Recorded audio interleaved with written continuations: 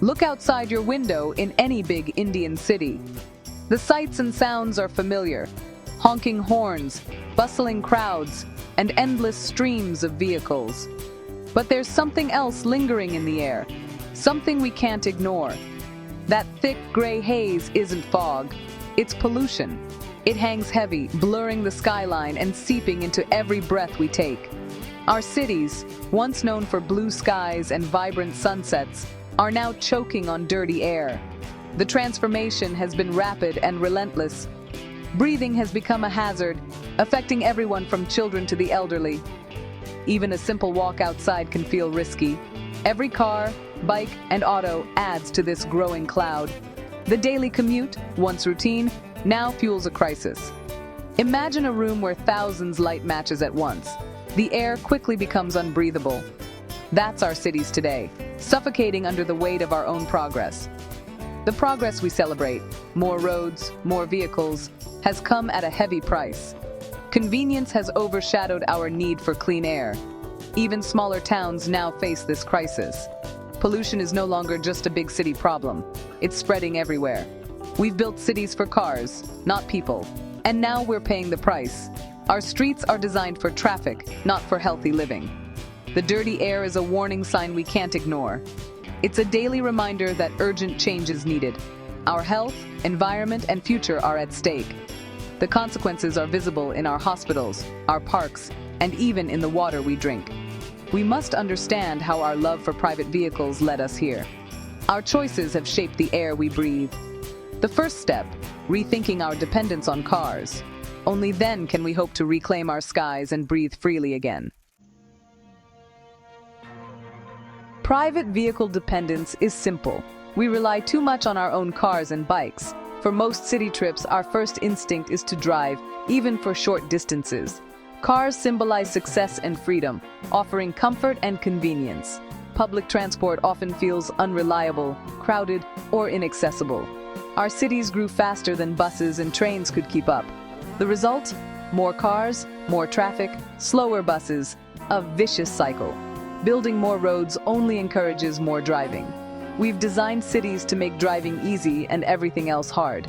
This car-centric trap is hard to escape. The more we drive, the worse the problem gets. Our daily choices keep fueling this cycle. Breaking free means rethinking how we move. Every car is a thirsty machine, burning petrol or diesel with every turn of the key. Each journey, no matter how short, means more fuel consumed and more money spent.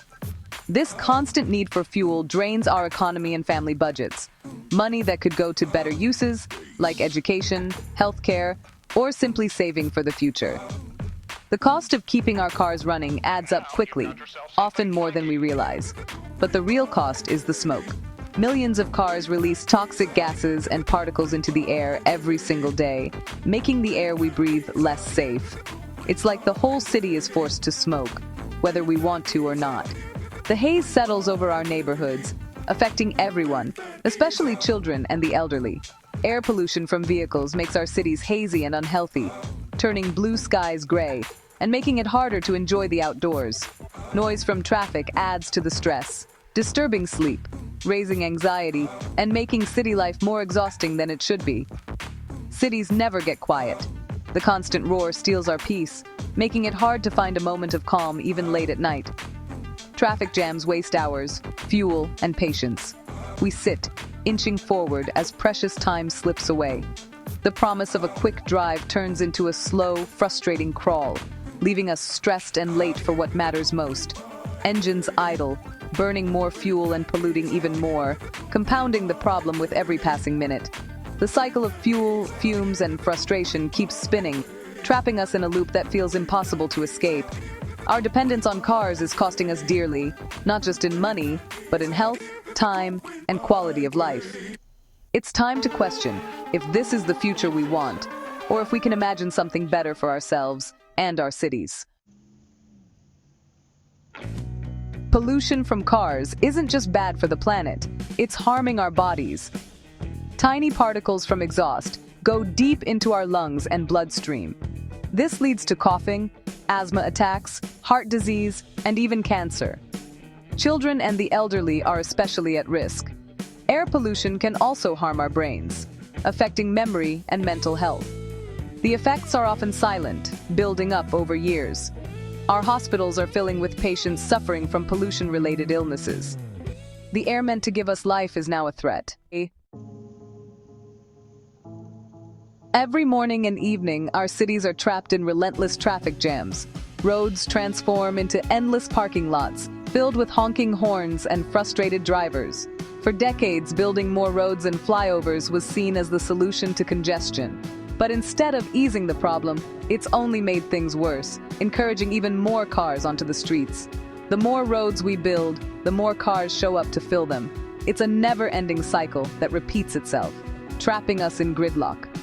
Valuable city land is sacrificed for roads and parking lots, instead of being used for parks, homes, or spaces where communities can thrive.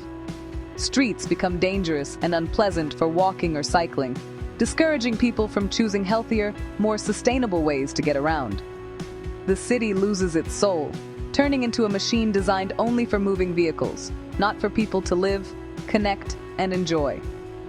Traffic jams waste precious fuel, time, and money, hurting businesses, families, and the environment with every passing day. Even emergency services get stuck, putting lives at risk when every second counts and help can't arrive in time. The traffic trap is a self-inflicted wound, a problem we keep making worse by repeating the same mistakes. Our quality of life suffers every day, as stress and frustration become part of the daily routine for millions. We can't build our way out of this mess. More concrete isn't the answer. It's time for a new approach. It's time to rethink what our cities are for, and imagine places built for people, not just for cars. The solution isn't banning cars, but giving people better choices. High-quality public transport, metros, modern buses, makes a real difference. Safe, inviting footpaths and bike lanes encourage walking and cycling. Smart policies like low-emission zones and congestion pricing can reduce car use. Carpooling and ride-sharing help too. The goal: make sustainable travel the easy, attractive choice. We all have a role. Rethink your own travel habits. Demand better public transport and safer streets. Every small change adds up. Together, we can help our cities breathe again.